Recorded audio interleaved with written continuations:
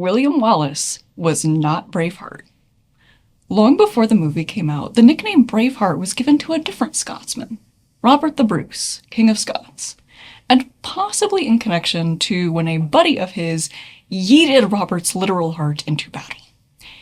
In addition to being called the Bruce, Braveheart, Rex Scotorum, or King of Scots, Robert almost could have been called something entirely different, Leper King. And when I Google the phrase Leper King, which is a perfectly normal thing to do, thank you very much, Robert the Bruce is not the man I expect to find. So how did we get here? And what can Robert's skeleton tell us about his life and death?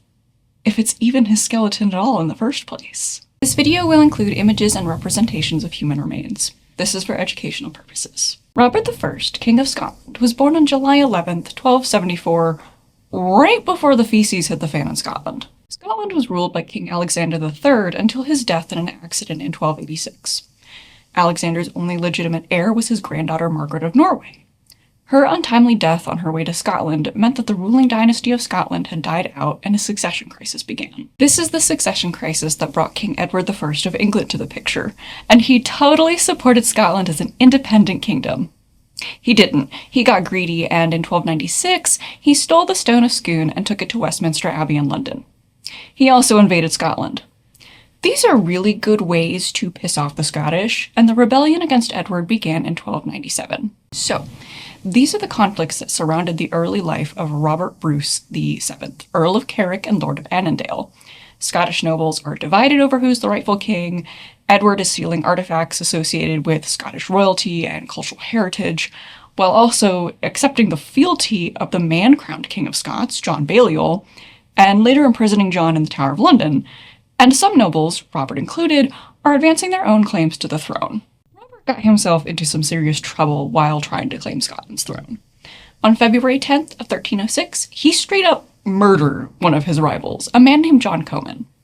This might sound like normal medieval succession crisis activity, or just an average scheme for your high-intrigue Crusader king's character. But the problem for Robert wasn't just that he committed homicide. The problem was the location in which said homicide had been committed. Robert murdered John in the Greyfriars Church in Dumfries, and violently dispatching your rival inside a church really isn't something you're supposed to do. The Pope was not a fan of this behavior, so he excommunicated Robert multiple times. However, murder did not disqualify Robert from becoming King of Scots, and he was crowned king on March 27th, 1306. On June 24th, 1314, Robert scored a major victory over the English army at Bannockburn, and in 1320, the Scottish nobles sent a letter to the Pope. This letter became known as the Declaration of Arbroath.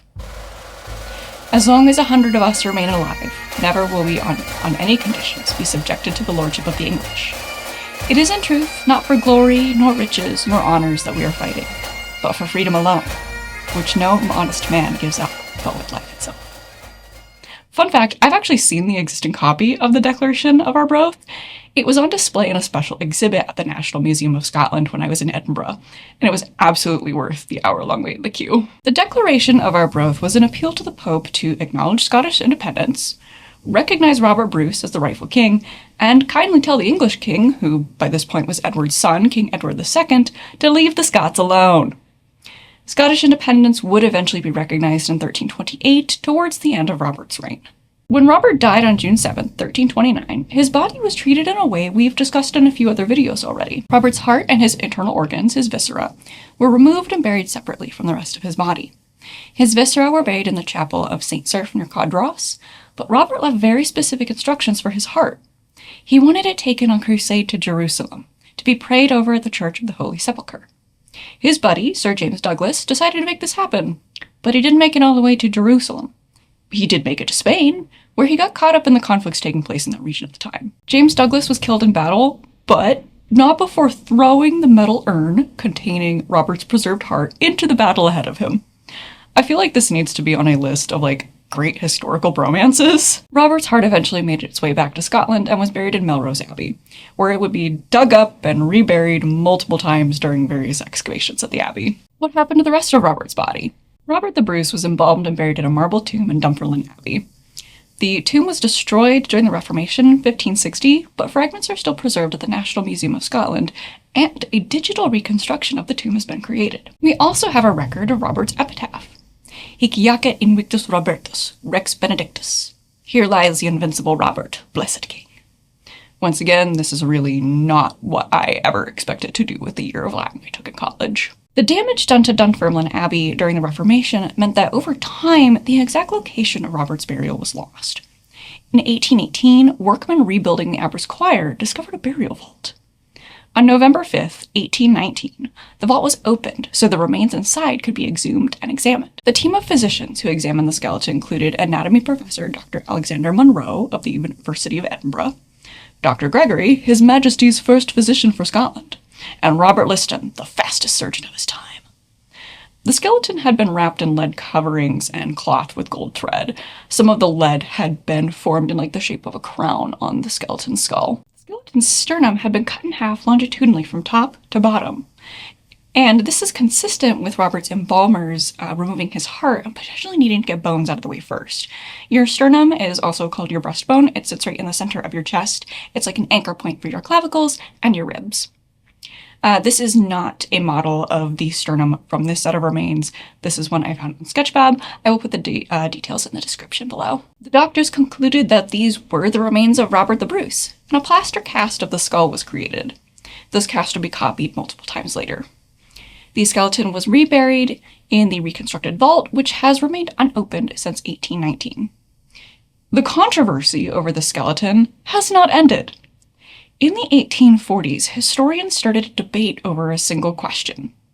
Was Robert the Bruce afflicted with leprosy? There's something I find way too entertaining about historians fighting over questions that can be explored and potentially answered with skeletal and DNA analysis. But where does the idea of Robert the Bruce having leprosy come from?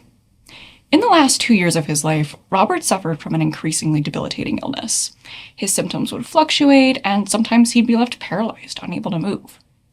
The words used by contemporary chroniclers to describe his illness include lepra and leprosis. However, these words may not have always been used in reference specifically to the disease leprosy.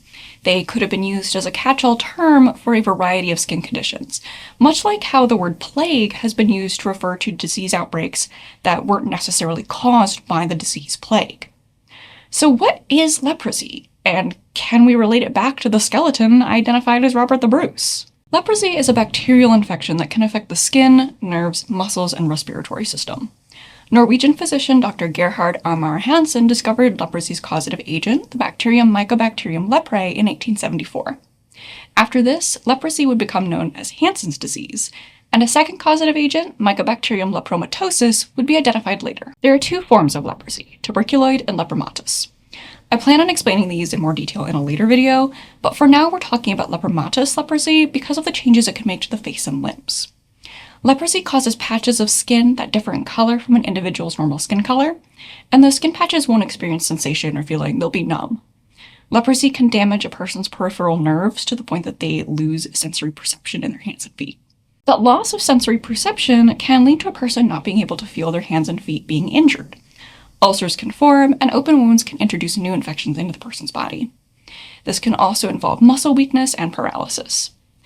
Leprosy can erode the bones of the hands and feet, mainly the phalanges that make up fingers and toes, and the metacarpals in hands and metatarsals of the feet. Here's a model of a foot affected by leprosy, and this comes from an archaeological individual from County Antrim in Ireland. And I will put in a photo of an unaffected foot here for comparison. So what we're kind of seeing here is the big thing is the metatarsals in the foot, your long skinny feet bones.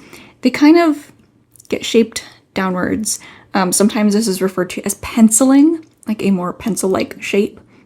We see that, we have no phalanges, your toe bones. So those are gone. Those have been destroyed. And, we see again where the bone narrows in here, and it's, just half of these bones, these two especially, are destroyed.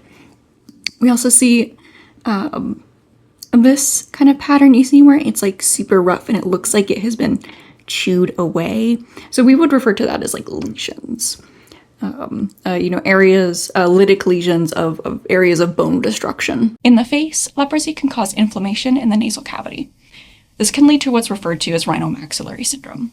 Rhinomaxillary syndrome includes the destruction of the anterior nasal spine, the resorption, the breakdown and absorption of alveolar bone around the maxillary incisors, which can lead to the maxillary incisors falling out, changes to the nasal septum, conchae, and margins of the nasal cavity, collapse of the nasal bridge, and pitting or erosion in the palatine bone. So this means that leprosy is one of a handful of diseases that can affect human bone. Were any of those morphological changes observed on the skeleton identified as Robert the Bruce?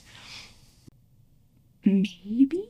The physicians who examined the skeleton in 1819 didn't leave any records of having observed any pathological changes in the skeleton's fingers or toes, though I think it's possible that in terms of paleopathology and disease processes that can alter human bone, maybe they didn't know what to look for. In the early days of archaeology and skeletal analysis, people would focus on the skull and ignore everything else. This is my 3D model of the cast of the skull. The reports do describe certain features of the skull, including loss of maxillary incisors, loss of alveolar bone, which again could lead to those maxillary incisors falling out, and deterioration of the nasal bones. Some of these features are clearly visible on the plaster cast of the skull, but nobody can agree on whether these changes are the result of leprosy, trauma, or some other dental disease. The plaster cast of the skull doesn't show any evidence of healed trauma. Again, not based directly on the skull, but we can still see enough of the features that were really standing out to people, especially as the debate over whether or not Robert had leprosy got started. So we can see the loss of the maxillary and mandibular incisors. It looks like he's missing those too. But it's mostly these two in your maxilla, so your top row teeth, and your front two teeth, your incisors, was really catching people's attention as potential evidence that Robert had leprosy. There's also the changes in the nasal cavity. So if we think back to that anterior nasal spine, I don't know, it kind of looks like it's still there, but it's hard to see. And I think that's the kind of detail that does get a little lost when we go from looking at an actual skull to a plaster cast. The question of whether or not Robert the Bruce had leprosy was a really important aspect of the two facial reconstructions created from the cast of the skull. I do think it's important to highlight that the teams who created these reconstructions didn't have access to the actual skull. The tomb in Dunfermline Abbey hasn't been reopened since 1819. And the plaster cast isn't as detailed as what we would see on a real skull, but I know I say that as someone who has spent a lot of time looking at skulls. One of these reconstructions is a clay bust, and the bioarchaeologist who examined the skull cast concluded that this individual didn't have leprosy. Supposedly, there's a paleopathological report based on the examination of the cast, but it wasn't available anywhere that would give me access to it. The news media reports of this claim that this reconstruction proves Robert didn't have leprosy. That's not how this works. The other reconstruction was created digitally using 3D scans of the cast, and they created two versions, one of Robert with leprosy and one of him without leprosy. A bust was sculpted based on the non-leprous digital reconstruction, and these reconstructions did give color to Robert's skin, hair, and eyes. The choices for these colors were based on genetic probabilities. These probabilities are based on the frequencies of genetic variants associated with different skin, hair, and eye colors in the Scottish population. Though it's not clear to me if this data set is based on medieval populations or modern populations. We don't have any genetic data from the actual skeleton, and we also don't have any contemporary accounts describing Robert's appearance. Why has it become so important to determine whether or not Robert the Bruce had leprosy? Does it matter? During the time in which he lived, leprosy was a very stigmatized disease. The changes leprosy can make to a person's body are very visible, and it's a chronic disease. It's not a swift killer like the plague, which would hit Europe after Robert's death. People infected with leprosy could be shunned by society, and later colonies would be established to separate them from the rest of society. Calling someone a leper was, and this might be an understatement, pretty offensive. And we have to keep in mind that the contemporary chroniclers writing about Robert's illness and using those words, lepra and leprosis, weren't all Scottish. An English chronicler might have been biased against Robert enough to talk smack about him by implying that he had this stigmatized disease. It's not the kind of thing people would want to have associated with Scotland's warrior king, the victor of Bannockburn. arguably an embodiment of Scottish sovereignty and independence from England. So it's clear that Robert the Bruce was very ill during the last years of his life. It's less clear what might have caused the symptoms he experienced or what caused the changes in the face of the skeleton exhumed from Dunfermline Abbey. It's also not entirely certain if that skeleton truly belongs to Robert the Bruce. Dunfermline Abbey was the main burial place for Scottish royalty between the years 1093 and 1420. It's one of Scotland's oldest churches, and the interactive timeline of the Abbey's history on its website is incredibly cool. Robert the Bruce was the last king buried there, but others buried in the Abbey include Malcolm III, David I, Malcolm IV, and Alexander III. One author stated there's no record of any memorial stones marking the exact locations of any royal tombs within the Abbey, except for the tomb of Robert the Bruce. But we also know that Robert's marble tomb monument was destroyed and left in fragments. So how do we differentiate one king from another if we're only looking at one skeleton? The physicians who examined the skeleton in 1819 based their identification on the location of the burial vault, the lead around the skull being shaped like a crown, gold thread in the burial cloths, and that longitudinal cut through the skeleton's sternum. Again, that would have given embalmers access to the chest cavity for removing the heart before burial. So it's really that feature on the skeleton that cut through the sternum that we can connect to the historical record and what we know about the post-mortem treatment of Robert's remains. However, Robert the Bruce is not the only Scottish king whose heart was removed before the rest of his body was buried in Dunfermline Abbey. The earliest example of heart removal being part of the post-mortem treatment of a Scottish king is Alexander III. So that does narrow down the possibilities for the skeleton's identity. On November 10th, 1819, after the end of the official investigation of the burial vault and analysis of the skeleton, a copper plate was found in the burial vault. It bore the inscription Robertus Scotorum Rex, Robert, King of Scots. Is this proof that the burial vault, and thus the skeleton within it, both belong to Robert the Bruce? Nope. Although the copper plate was accepted as a genuine artifact at the time, a few decades later, it was determined to be a forgery and acknowledged as a forgery by the perpetrators. Could DNA analysis identify the skeleton and tell us if this individual had leprosy? That is possible, yes, but it depends on multiple variables. If we wanted to test the hypothesis that the skeleton belongs to Robert the Bruce, we would need to compare DNA sequences from the skeleton to someone who would share DNA with Robert. This could be sharing the same mitochondrial DNA lineage with Robert and his mother and her maternal ancestors, from whom he would have inherited his mitochondrial DNA. Or it could be someone sharing his Y chromosome lineage, passed down from father to son. People both living and deceased who share these lineages could be identified through genealogical research. If Robert's parents had known burial locations and their skeletal remains are still preserved, DNA could be compared to those remains too. To identify leprosy in a human skeleton through DNA analysis, we have two main methods: targeted sequencing and whole genome sequencing. Using targeted polymerase chain reaction, PCR, we would select a gene unique to leprosy's causative agent, that bacterium Mycobacterium leprae, and test a sample from the skeleton for the presence of that gene.